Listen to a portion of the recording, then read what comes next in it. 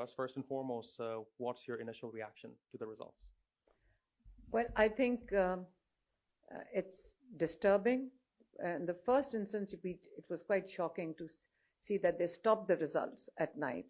So the only reason, normally at times when we didn't have social media or we didn't have internet communication systems, the results in Pakistan would be out by 10 o'clock, 11 o'clock, by midnight or 1 o'clock. There were just a few leftover results.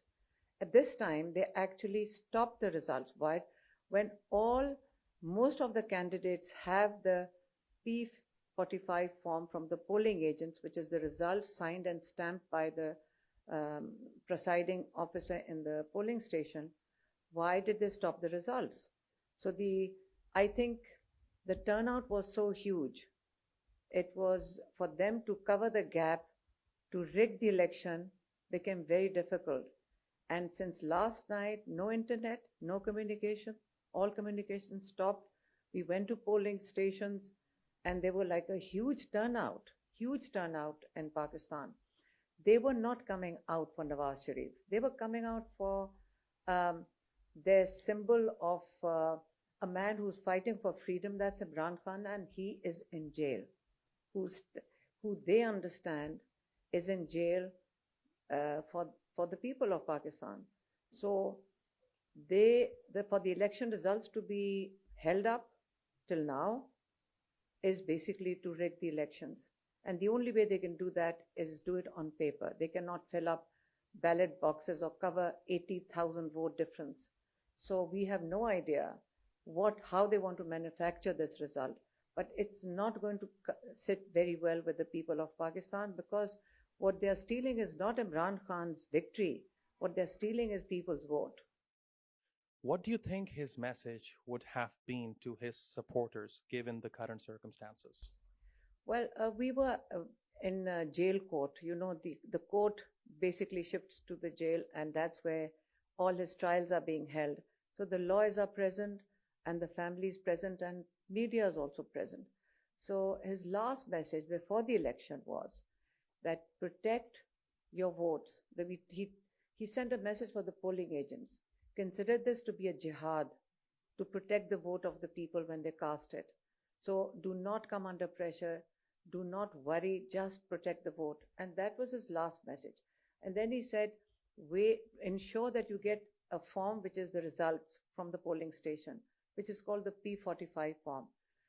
He sort of sent a message that the voters themselves should make sure that they protect the vote.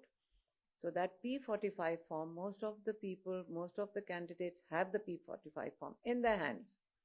They have it signed. Now, all the polling stations from a constituency are collected, the results are collected. They go to another office, which is the returning officer's office. That's where the problem is.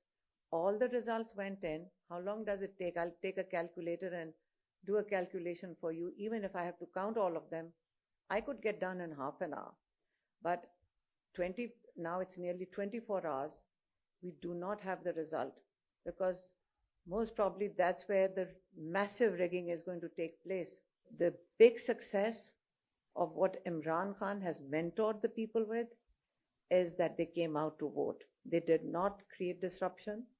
They waited for the elections. All Imran Khan ever asked for was elections. Ms. Khan, you are one of the few people who can visit Imran Khan in jail. Given your recent visits to him, can you give us some insights into the circumstances, conditions Imran Khan is being held under, and what kind of facilities are being provided to him? What's the atmosphere like over there? Imran Khan himself has said several times that if you're put in a prison, it's a prison. You're locked up in solitary confinement. He says if it wasn't because he was doing it for a cause, because it was for his mission, jail would be a jail and it would be very difficult. But he has adjusted himself to his circumstances only because if that's what it takes for him to continue his mission, that's what he's doing. It's a tiny cell. He's in solitary, but because they take the jail court, they set up jail courts. So we do get to see him. The lawyers get to meet him. He has had a lot of interaction with the lawyers and with us during these past several months. So a lot of times he got information from outside, and then he also sent messages for his people, for whatever he needed to get done. So he's if when we go or anybody, even when the media goes in, I think everybody's in awe.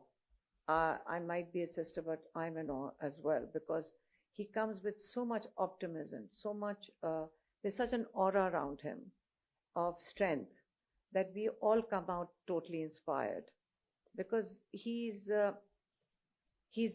knew what was going to happen, and he's very satisfied.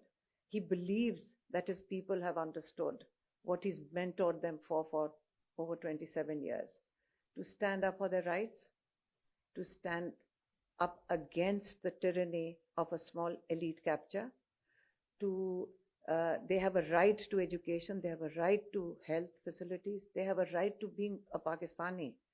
And half of our population is very young, maybe under the age of 35. So that's about 120-30 million people who are very young, and their future is at stake. And he's in prison. He's going to go through these trials, because he believes that it is their future he has to stand up for.